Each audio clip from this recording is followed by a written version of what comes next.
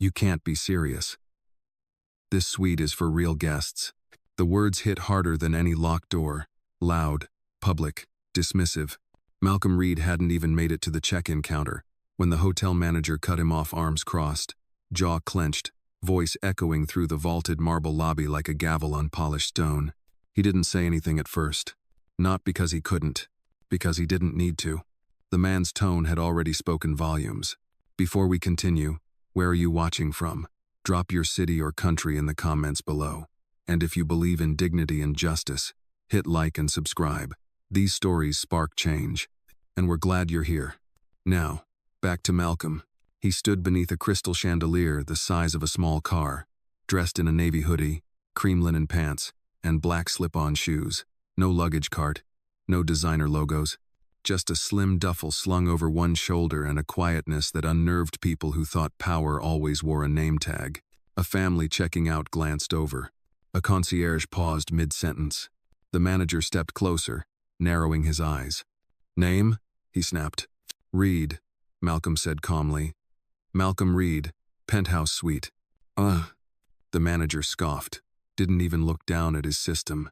"That room's reserved." "It is," Malcolm replied. "Under my name." He offered a black titanium card and a state-issued ID, both real, both precise. The manager took them like they were forged 2 fingers. Suspicious grip, gaze flicking to the security desk like backup was already on standby. From the corner, a teenage tourist lifted her phone. "Y'all seeing this?" she whispered, live stream starting to blink red. The lobby had been peaceful seconds ago. Scented air, soft piano, hushed voices. Now it was shifting. The kind of shift that didn't need shouting, just a tone, a posture, an assumption.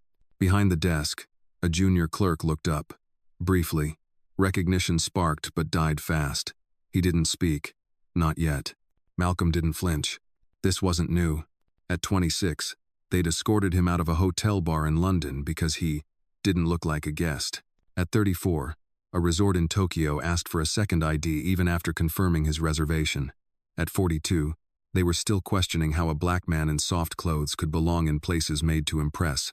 Now, 48. Still here. Still happening. But something else had changed. He wasn't just a guest anymore. The manager's voice rose again. "You can't loiter here. I'm asking you to leave this area." A pause. Then Malcolm replied, not louder, but lower. "Is that how you speak to all your penthouse guests?" The words didn't shout. They sliced. The air changed. Someone in line turned around. The live stream pinged again, comments flickering. "Wait, what did he say? He booked the penthouse? This better be a prank." It wasn't. The clerk finally spoke, hesitant. Sir, maybe we should just check the reservation first." But the manager cut him off. "Number, this is standard protocol. If he has nothing to hide, he won't mind waiting outside." The silence that followed didn't belong to Malcolm. It belonged to the room. He exhaled once, then stepped forward, not toward the desk, toward the truth. And the lobby, once polished and proud, began to feel more like a courtroom, and he more like the judge. The hotel manager didn't back down. Instead, he leaned in closer, eyes cold, voice sharper now. "I've asked you politely, please leave the lobby before I involve security." He said it like a threat, but to Malcolm Reed, it sounded like a test. And tests? He'd passed more than a few in his lifetime. Across the room, the junior clerk hesitated again, glancing between his screen and the silent storm gathering beside him. He saw something. A flash of data. A room number. A VIP tag. But his lips stayed sealed. Fear still outweighed truth. Malcolm didn't move. He didn't shout. He just tilted his head slightly and asked, "Would you say the same thing if I were wearing a suit?" The words lingered just loud enough for the surrounding guests to catch. A woman seated near the espresso bar lowered her latte. A man scrolling through his phone glanced up, brows knitting. Still, the manager doubled down. "We have standards here," he said. "This isn't a walk-in motel. Our penthouse guests arrive differently." Malcolm blinked slowly. Differently how? The live stream was still rolling from the teenager in the corner. Her chat feed exploded. "He's being profiled." "Did he say penthouse?" "This dude is way too calm. Watch him flip it." And the tension in the room kept climbing, quiet, invisible, electric. Malcolm reached into his pocket. Not for ID, not for proof, but for his phone. He didn't raise his voice, didn't flash credentials. Just a soft command, barely above a whisper. Taylor. Begin log. Tag. Indigo. Timestamp this moment. On the other end, a calm voice responded instantly. Logging now, do you want escalation? Not yet, Malcolm said. Let them finish digging. The manager didn't hear the call, but he noticed the stillness and it unsettled him. You're free to file a complaint, he snapped. But for now, I'm asking you again, leave. Then came the next blow. The assistant manager, mid-30s, khakis too tight, badge that read, Eric, appeared from a side hallway, clipboard in hand, authority and posture. He looked at Malcolm like he was a spilled drink on white carpet. What's the issue here? He asked, tone already impatient. The hotel manager gestured. This gentleman is refusing to vacate the lobby. Claims to have a reservation for the penthouse suite. Eric scoffed before looking at Malcolm. And do you? Malcolm didn't flinch. He didn't explain. He simply replied, check. Eric rolled his eyes but stepped behind the front desk, tapped a few keys, then frowned. The screen didn't lie. Malcolm Reed, penthouse, VIP override. He stood up slower now. Well, system might be experiencing a sync error. Happens when bookings come from third-party sites. It wasn't third-party, Malcolm interrupted, voice steady. It was direct, corporate channel, internal code. Eric froze. The words clicked somewhere in his brain. Corporate, internal. Which corporate are you with? He asked, quieter now. Malcolm's smile didn't reach his eyes. You'll find out soon. Guests were now clearly watching. One man whispered. He said corporate. What if he's someone important? The teenage live streamer tilted her phone again. Y'all, something's coming. I can feel it. Eric stepped back, whispered something to the manager, who suddenly looked pale. But it was too late. Malcolm turned slightly toward the clerk, the only one who had hesitated earlier. What's your name? He asked. The young man blinked. D. Devon. You saw the name on the screen, didn't you? Devon swallowed. Yes, sir. You knew it was valid. He nodded again. I did, but you said nothing. A pause. I didn't want to lose my job. Malcolm nodded. I understand. And then, softly but clearly enough for the lobby to hear, I'm not here to cost you your job. I'm here to cost this place its silence. And just like that, the rules changed. Not with shouting, not with threats, with a truth that didn't need a microphone. Only witnesses. And in that lobby, there were plenty. Eric straightened his collar, but his hands betrayed him, trembling slightly, clipboard now gripped tighter than before. He didn't speak, didn't apologize. He just glanced at the manager like asking, what now? But the manager wasn't ready to step back. Ego rarely retreats before it breaks. Mr. Reed, he said, finally acknowledging the name. If there's been some confusion, I'll have security assist you to your suite. For your comfort, of course. Malcolm didn't move. He didn't nod. He just looked around, eyes passing over Devon, over the guests watching in silence, over the teenager still live streaming in the corner, her phone tilted like a witness stand. Then, calmly, did you just call the man you accused of loitering, sir? No one answered. The air in the lobby wasn't still anymore. It was tight, stretched thin between shame and spectacle. From the concierge desk, a young woman in a navy dress finally stepped forward. Her name tag read, Nia. She'd said nothing until now, but the way her jaw was set told everyone she had been listening to everything. Mr. Reed's reservation was flagged in the system as executive override, she said, voice firm. That status comes from headquarters, not a travel app. The manager's face twitched. Nia, this is not your... It's exactly my place. She cut him off. I was on the 9 a.m. call with corporate. They briefed us about a VIP audit visitor today. No entourage, no announcement, full discretion. She turned to Malcolm, softer now. I'm sorry, sir. I knew it was you the second I saw the timestamp. Malcolm met her eyes. Then why didn't you say something? Nia blinked. Her voice faltered. I wasn't sure if it was my place. He nodded slowly. That's what silence costs. Doubt, permission. At that moment, the elevator dinged. 2 security guards stepped out, casual at first, then scanning the room and adjusting their posture. One of them approached Malcolm directly. "Sir," he said, addressing the manager behind him, "this guest was reported as unauthorized. Do we have confirmation?" Malcolm didn't let them finish. He reached into his duffel, calmly, precisely pulled out a small black folio, opened it with 2 fingers. Inside, 3 documents: a board-issued authorization letter, a corporate access credential, and a real estate deed. He slid them onto the check-in desk, like playing cards. "Before you put a hand on me," he said, looking at the guards, "you might want to read who owns the top 3 floors of this building." The silence cracked. Eric took 1 step back. The manager's lips parted, but no words came. Devin dropped his pen.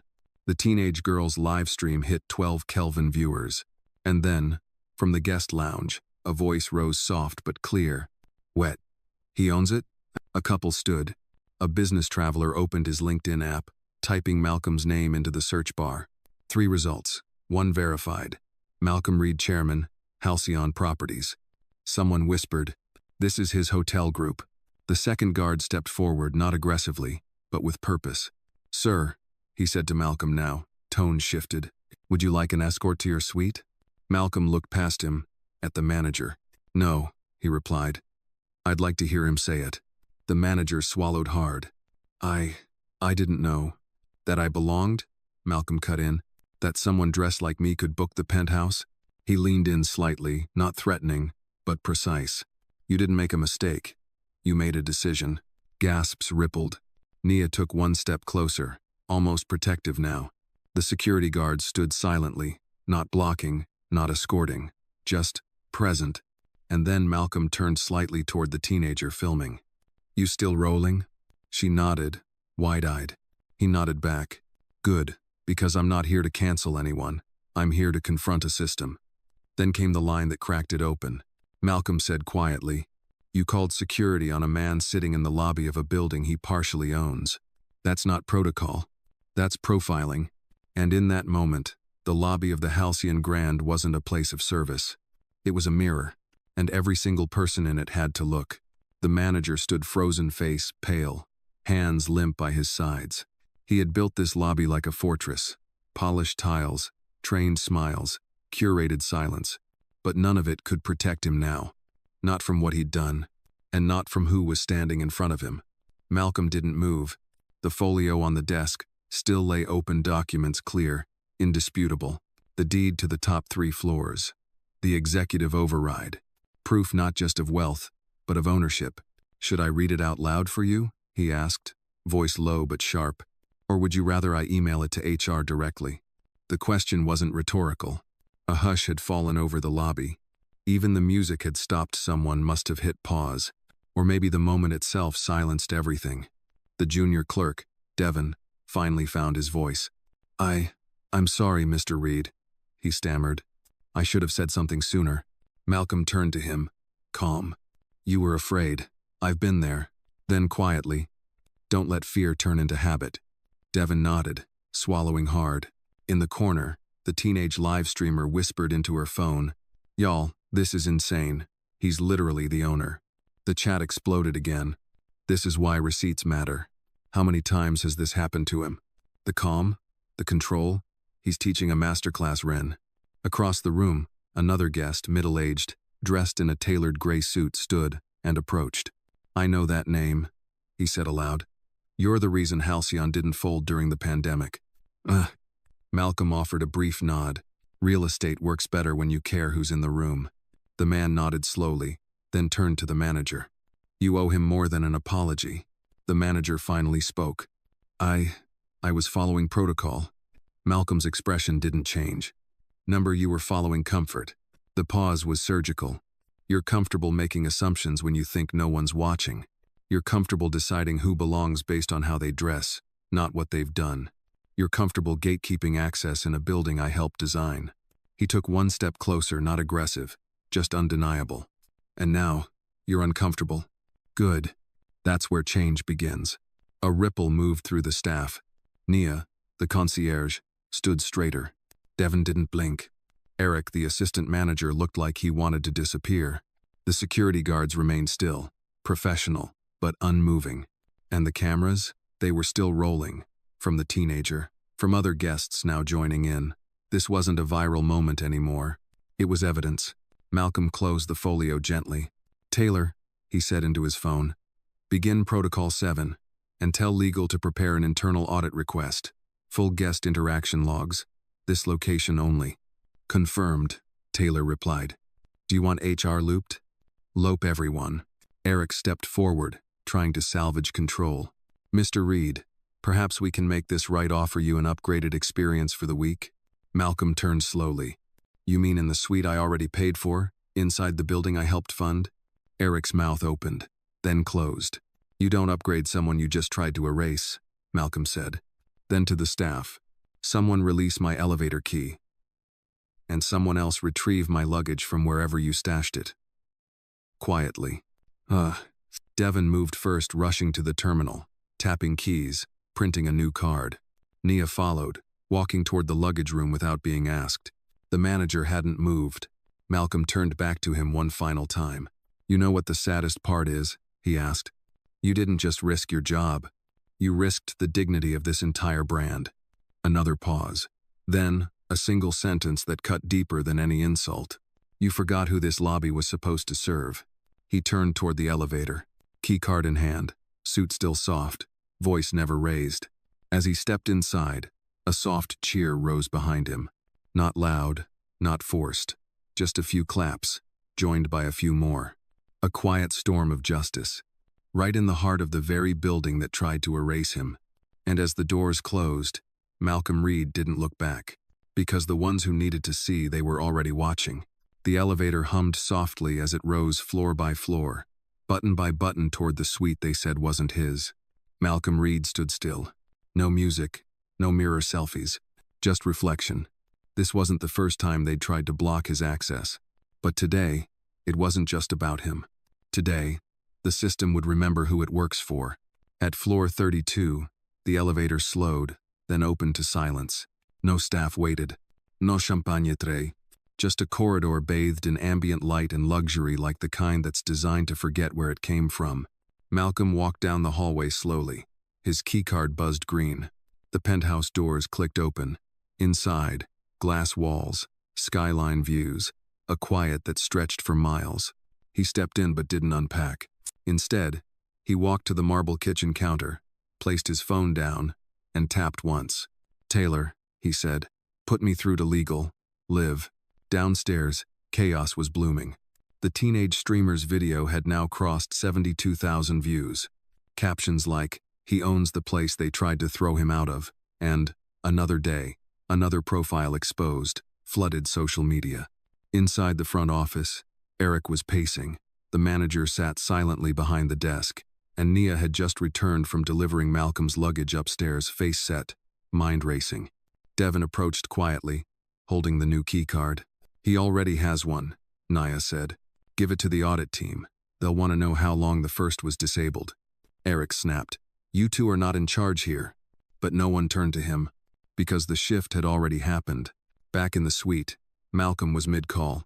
A paralegal named Jenna spoke first. "Mr. Reed, we've reviewed the footage submitted by Taylor. We've also retrieved your booking logs, time-stamped interactions, and building-wide security feeds. Do you wish to escalate formally?" "Yes," Malcolm said, "and send a request to pull the staff incident reports for the last 6 months. I want patterns, especially those involving guests of color." "Understood. Anything else?" "One more thing," he said. "Tell Halcyon HQ I'll be addressing this publicly. But I'm not calling anyone out. I'm calling the system in." Meanwhile, in the lobby, things were unraveling fast. The hotel director, Miss Layla Hart, 52nd, seasoned, sharp, had just arrived. She didn't speak at first. She walked straight to the manager, placed a folder on the desk, and said, "Your access has been suspended, effective immediately." He stuttered, "But I didn't know who he—" Layla's voice cut through the lobby like a closing steel door. "That's the problem." Devin whispered to Nia, "Did HQ really send her?" "No," Nia replied. "Malcolm did." The livestream girl whispered into her phone, "You guys, the real boss just fired the lobby manager, Liv." The comments erupted again. "Bro got demoted on Marble. This story needs a docu-series." Imagine trying to evict the landlord from his own building. Upstairs, Malcolm sat on the edge of the velvet couch, calm but alert. His phone buzzed. Taylor again. Sir, HR just flagged a separate complaint filed 3 months ago. Same manager, same type of profiling, different guest. Malcolm exhaled slowly. How was it resolved? Taylor paused. It wasn't, it was buried. Malcolm stood and looked out over the skyline. Not anymore. Back in the lobby, Layla turned to the remaining staff. To those of you who chose silence today, you'll be reviewed. To those who stood up, thank you. She faced Devin and Nia. I want written accounts from both of you by end of day. And you, she turned to Eric, you're on leave until further notice. Eric opened his mouth to protest. But Layla wasn't listening. She was already dialing HQ. And just like that, the Halcyon Grand began to wake up. Not from noise. From accountability. From a man who didn't raise his voice, he raised the standard. The next morning, Malcolm didn't order room service. He made his own coffee. Strong, black, silent. He stood by the window, mug in hand, watching the city rise beneath him. 32 floors up, everything looked calm. But he knew better. The storm wasn't over. It was only getting organized. His phone buzzed again. Taylor's voice came through, crisp. Media requests are flooding in. Local news, national outlets, even The Verve wants a quote. Not yet, Malcolm said. No interviews. Not until the data comes in. Taylor continued. Legal confirmed 6 incidents at this location in the past 8 months. All dismissed as procedural misunderstandings. All involving guests of color. Malcolm didn't answer immediately. He thought back to last night. To the look on the manager's face when the name Reed finally meant something. To Devin's silence. To Nia's hesitation. To Eric's entitlement. Then, tell legal to prepare a briefing. I want that pattern visualized. Yes, sir. Also, Taylor paused. You're trending. Malcolm blinked. I don't post. You didn't have to. They did it for you. Downstairs, the front desk was quieter than usual. No music, no scripted greetings. Devin worked behind the terminal with a different posture, shoulders tense, eyes sharp. Nia typed something fast on a company tablet, pausing only to glance at the elevator every few minutes. Guests kept walking in, but this time, they weren't just checking in. They were watching.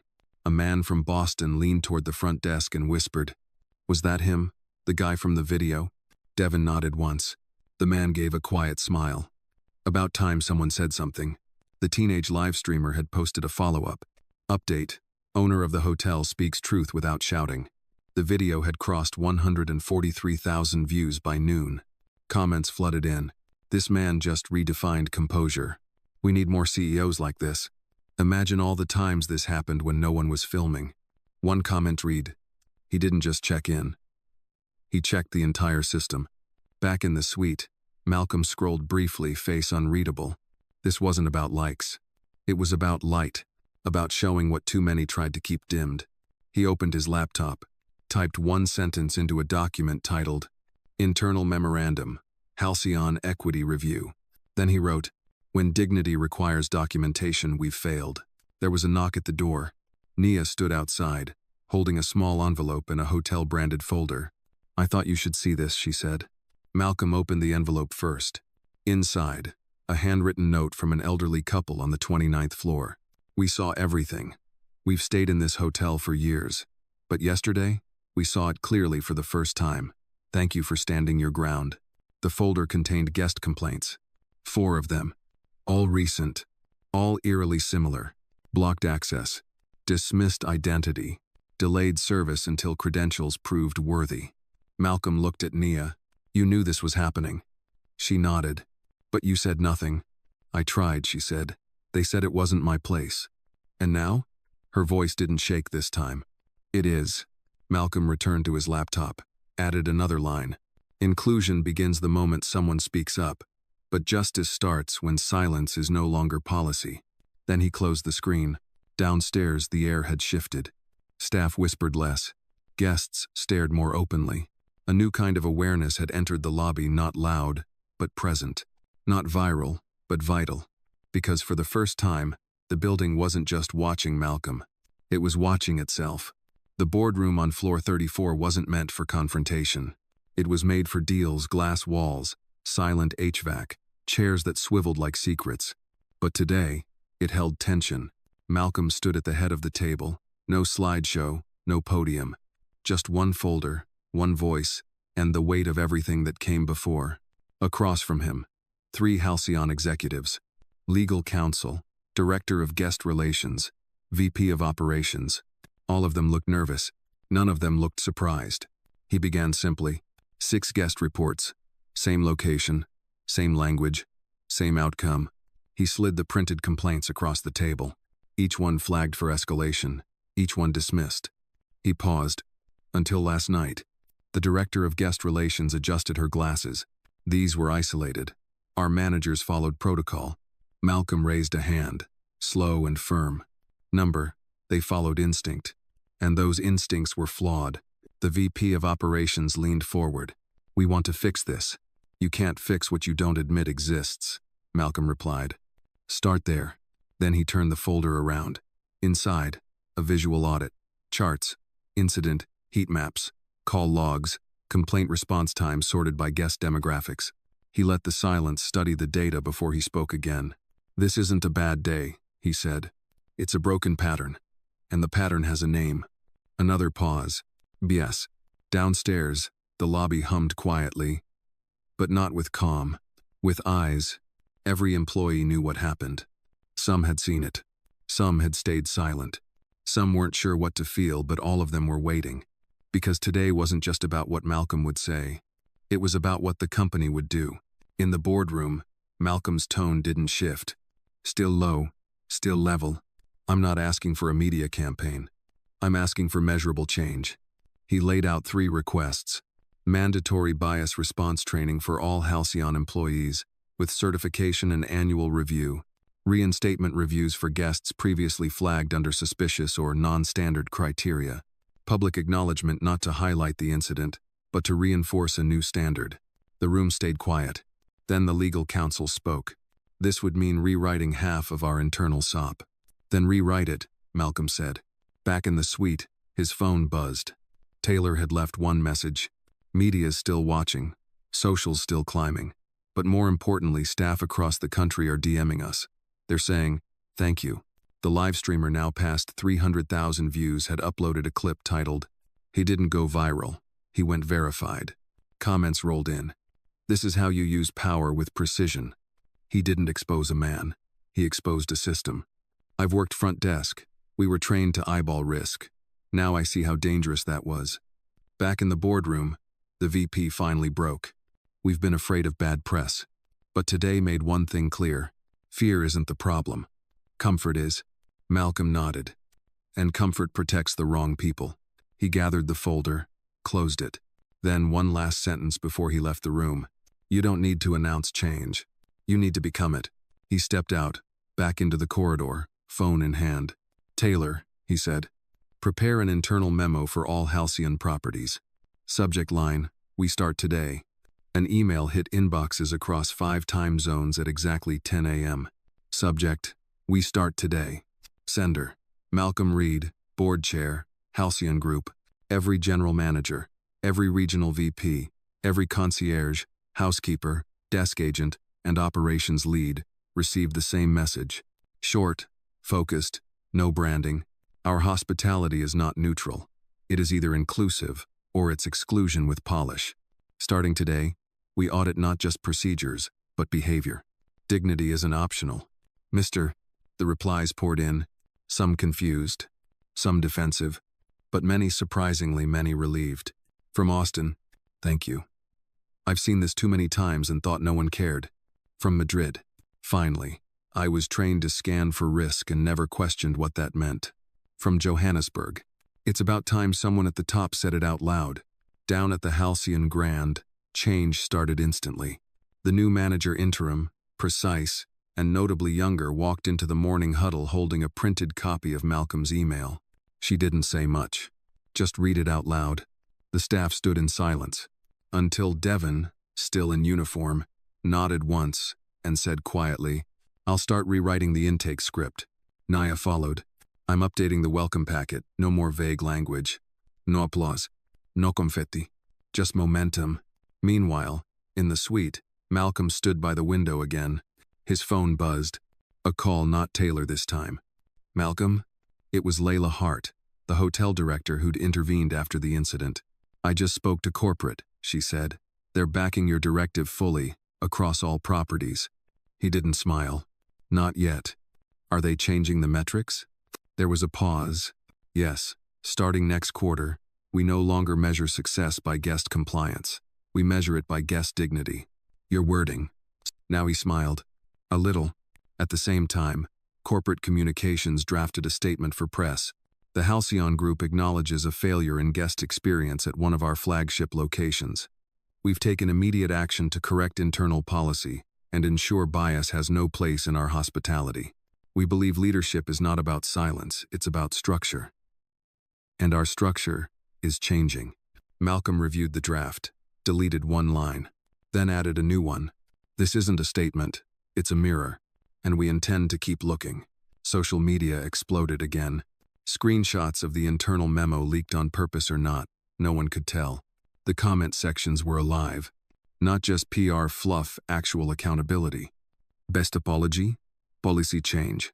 Man really said, I'll own the building and the behavior. Someone even stitched together a TikTok montage. Footage of the confrontation. The boardroom slides. The final email. Overlaid with the quote, "You mistook silence for submission. That's your last mistake." It crossed 1 million views by midnight. But Malcolm wasn't watching the numbers. He was reviewing a list. Staff names. Ones who'd stayed quiet. Ones who'd tried to speak but were ignored. Ones like Devin and Nia, who'd hesitated but stood up when it mattered. He highlighted 2, then sent one final note to HR. Nominate both for accelerated leadership training. The future needs people who see before the system does.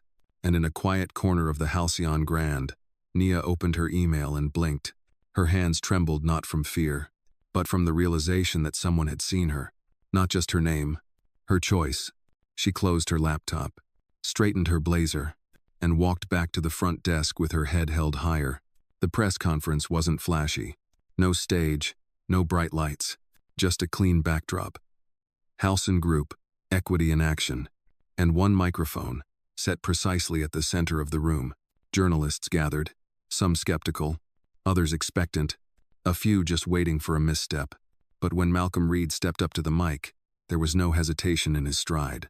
He wasn't there to perform. He was there to finish what he started. He opened with no greeting, just truth. This is not about a hotel lobby. This is about every door that's ever been guarded by assumption. A ripple moved through the crowd. Cameras clicked. Pens paused. It continued. It's about the kind of professionalism that smiles in public and denies access in private. It's about protocols that protect comfort, not justice.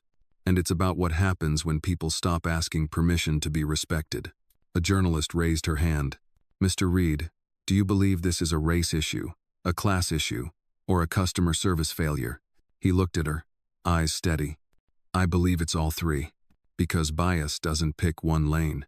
It drives through every intersection." The room quieted again. Then he dropped the first slide. A screen lit up behind him, revealing the chart from his audit 6 flagged complaints, all involving guests of color. All unresolved. All at the same hotel. He didn't explain the chart. He let it speak. Then, this is not a scandal. It's a symptom. Back at the Halcyon Grand, the live streamer was tuned in again. She whispered to her followers, "Y'all, he's not dragging anyone. He's dragging everything." The comments flooded. "He's giving courtroom energy without raising his voice. I'd follow him into Congress tomorrow. This ain't just a CEO. This a cultural shift." At the press conference, another journalist asked, "What happens next?" Malcolm replied, "We don't fire people to look accountable. We restructure systems to be accountable." He outlined the next moves. Third-party audit of guest treatment logs across all Halcyon properties. Staff promotion pathways tied to equity compliance, not just sales. A new guest dignity index, reviewed quarterly, shared publicly. He paused.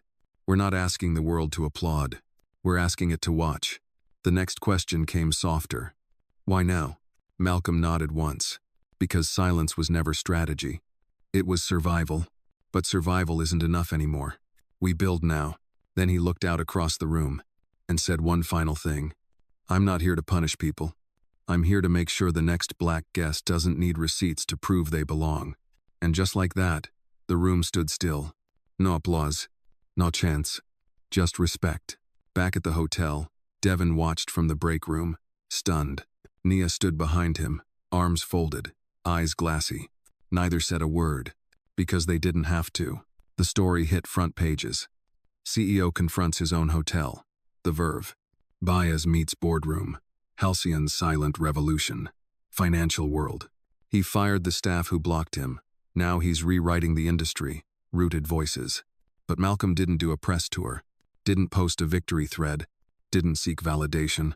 Because for him, this wasn't vindication. It was obligation. A month later, Malcolm Reed walked into another hotel. Different city, same brand. Different staff, same uniform.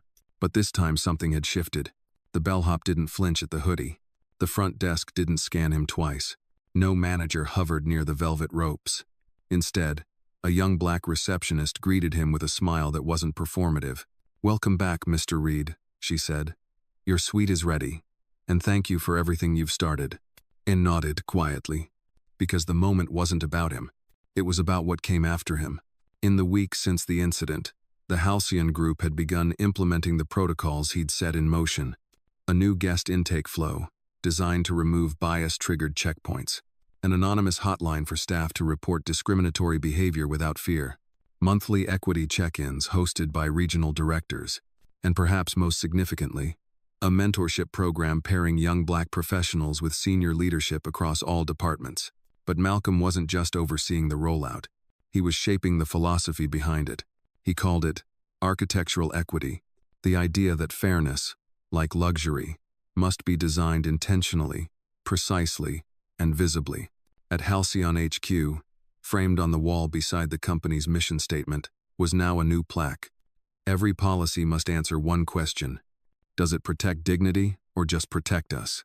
M. Reed. In interviews, he declined to talk about the incident. Instead, he redirected every question to the outcomes. It was never about one lobby, he said.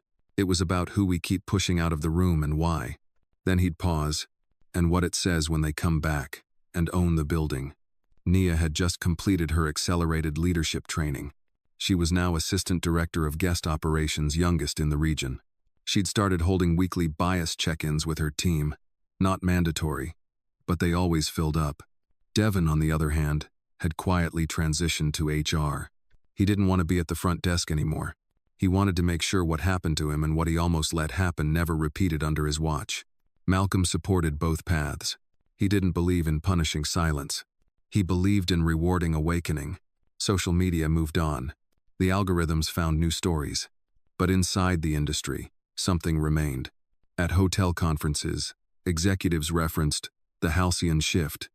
Training modules in hospitality schools now featured case studies titled Power, Presence, and Prejudice, the Malcolm Reed Standard. And yet Malcolm didn't trademark anything, didn't monetize the moment, because this wasn't a brand. It was a boundary, pushed forward. In one quiet moment, Malcolm sat in the corner of a rooftop lounge, watching staff serve a mixed group of guests, without pause, without scanning, without that subtle shift in tone that once defined who looked right. He smiled just a little. A waiter passed and said, "Didn't think you'd come back to this city." Malcolm sipped his tea. "I didn't come back. I came forward." Later that night, he wrote in his private journal, "Change doesn't always come from shouting.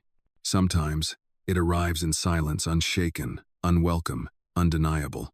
And when it does, the room has no choice but to listen." 3 months to the day. Same hotel, same lobby, same chandelier still hanging like judgment from the ceiling.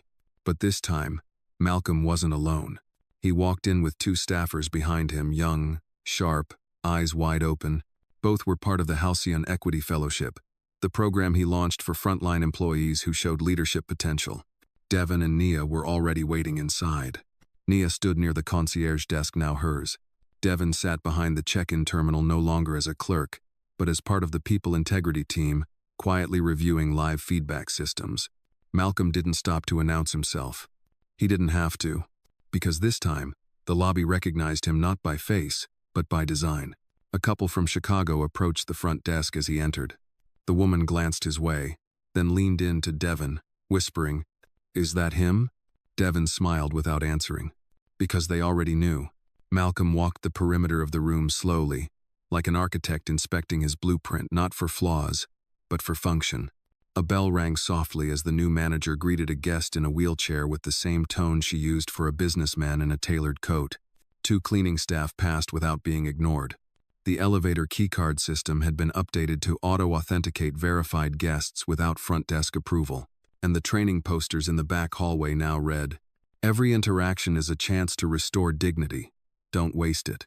He paused there, just for a second, then turned and walked to the exact spot where the confrontation had started months ago. The same marble tile, same polished floor. De Frontière. Nia joined him. "You know," she said quietly, "I thought it would feel heavy, coming back here." Malcolm looked around. "Does it?" She shook her head. "Number it feels finished." He nodded. "But it's not." They both looked over as a new trainee at the front desk gently corrected a senior guest who had spoken sharply to one of the bellhops. "Sir," the trainee said, calm but firm, "we treat everyone with equal courtesy here. Please let me know if you'd like to continue this conversation respectfully." The guest paused, then lowered his tone. Malcolm smiled. That wasn't policy. That was culture. From across the room, a young intern watching the scene leaned into his manager. "Who is that man over there? The one in the navy overcoat?" The manager replied without missing a beat. "That's Malcolm Reed." Pause. "Why?" The manager answered like it was the most obvious thing in the world. "Because this lobby speaks differently now." Malcolm turned to leave, but not before handing Devon a small black folder. Devon opened it. Inside, a letter of appointment. Regional Director of Equity Infrastructure. His breath caught. I don't know if I'm ready." "You weren't ready that day either," Malcolm said. "But you're still here."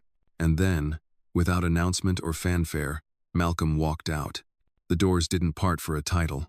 They parted for a man who'd once been told he didn't belong, and who came back not just to prove he did, but to make sure no one else would ever need to.